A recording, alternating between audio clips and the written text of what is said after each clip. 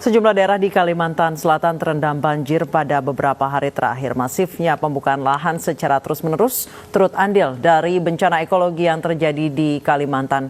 Dan untuk membahasnya lebih dalam, kita sudah terhubung dengan Kiki Taufik, Kepala Kampanye Hutan Indonesia Greenpeace Asia Tenggara. Selamat siang, Mas Kiki.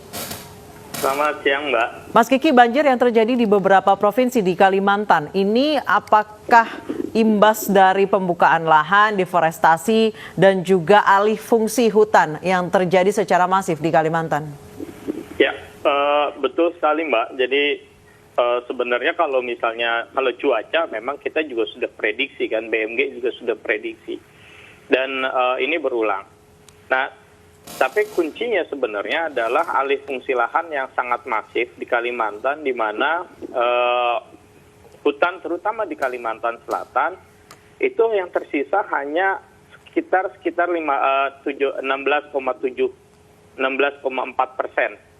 yang tersisa. Jadi dari total 3,7 juta hektar lahan di luas wilayah di Kalimantan Selatan, hanya ada 606.000 wilayah yang berhutan.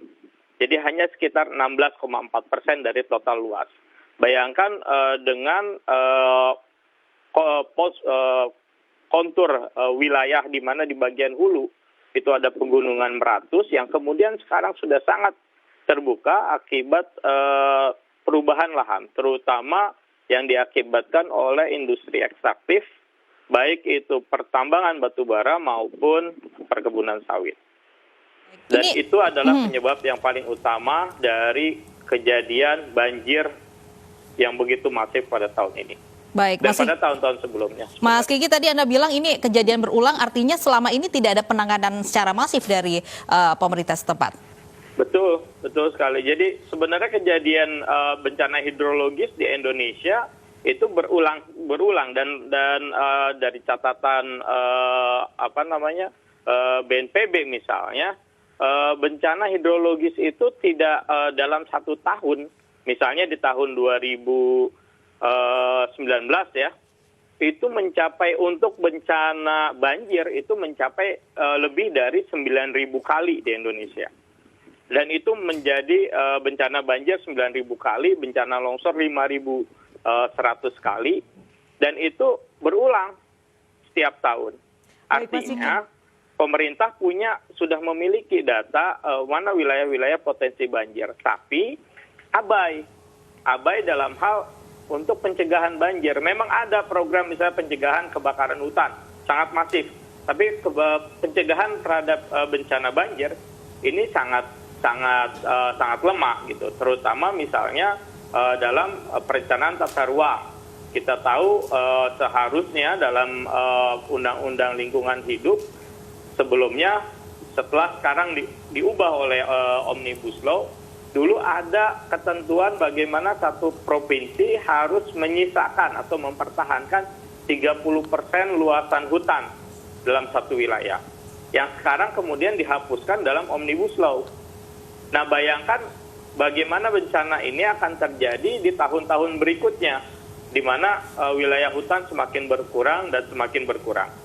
Nah, ini menunjukkan bahwa sebenarnya pemerintah tidak secara serius memiliki program untuk menanggulangi bencana-bencana alam yang ada di Indonesia.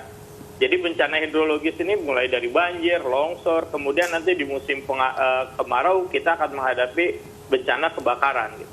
Baik. Dan ini semua sebenarnya bisa ditanggulangi dengan perencanaan tata ruang yang baik. Baik, Mas Kiki, ada satu yang selalu kurang diungkap adalah setelah misalnya terjadi kebakaran lahan, pohon terbakar semua. Kemudian si lahan atau hutan yang terbakar itu yang sudah terlanjur terbuka dikembalikan lagi sebagaimana fungsinya, yaitu sebagai hutan, atau justru sekalian saja menjadi lahan terbuka atau jadi perkebunan sawit atau jadi peternakan sih selama ini?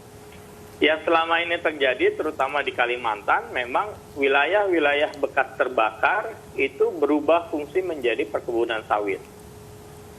Dan yang menjadi masalah adalah perkebunan sawit ini banyak di wilayah dataran rendah, terutama di wilayah gambut kalau di Kalimantan. Nah, termasuk di Kalimantan Selatan. Tapi untuk banjir kali ini yang paling masif itu disebabkan karena lubang-lubang dari pertambangan batu bara, di mana ada 814 lubang yang dimiliki oleh 157 tambang batu bara di Kalimantan Selatan. Dan ini dimiliki bukan hanya oleh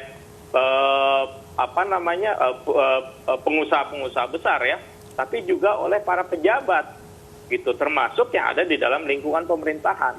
Artinya bahwa bencana ini sebenarnya bisa ditanggulangi. Ini bencana ekologis yang sebenarnya jauh lebih parah lagi karena ada kontribusi dari orang-orang yang sekarang duduk di pemerintahan, di mana mereka berkontribusi juga, mereka juga memiliki saham yang cukup besar dalam pertambangan batu bara yang ada di Kalimantan Selatan. Baik, artinya memang dampak banjir yang sangat signifikan ini perencanaan tata ruangnya dulu yang harus dirubah begitu. Terima kasih Mas Kiki Taufik dari Greenpeace Indonesia sudah bergabung bersama kami.